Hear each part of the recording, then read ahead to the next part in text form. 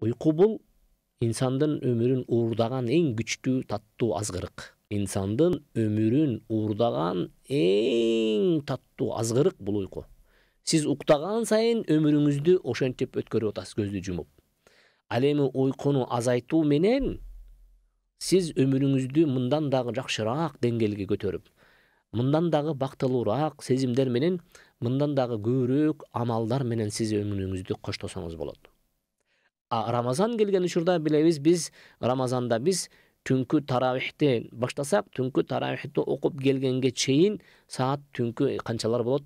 11-12 болот. 12-лерде келип уктаган болсок, саат 4-тө эмнеге турабыз? Ооз бекиткенге турабыз. Саат 4-тө ооз бекиткенге туруп, аны менен уктабастан багымдатты окуп, андан кийин кимде ким күндү чыгарып коюп жатамын десе, анда күндү чыгаргандан кийин болгону ашыкча дагы 2 саат уктаса да ошол жетиштүү болот. Андан кийин жумушун улап эмне кылыш керек? Ал кадимки. Биз Рамазан келген мезгилде жумушуңарды токтоткула, анан үйүңөрдө отургула деп чакырык салбайт элек. Себеби дегенде Рамазан бул жалкоолуктун, аярлыктын, же болбосо айтарлык кайсы бир эс алып дардайып жатуунун айы эмес, тескерисинче бул ай эмгектин, аракеттин, иштихаттын айы. Ар ким өзүнүн мүмкүнчүлүгү болушунча ушул айды толук пайдасы менен алып калууга эмне кылыш керек? Тырышыш керек, урматтуу жамаат.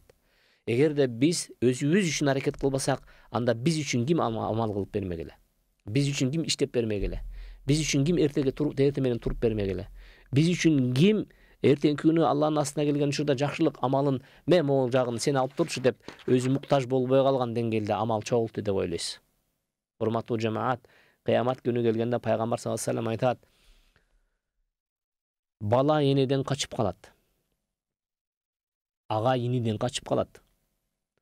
Туугандан качып калат. Ар ким өзүнүн ишин ойлоп, ар ким өзүнүн абалы жөнүндө кыжалатчылыкта жүрүп калат дейт.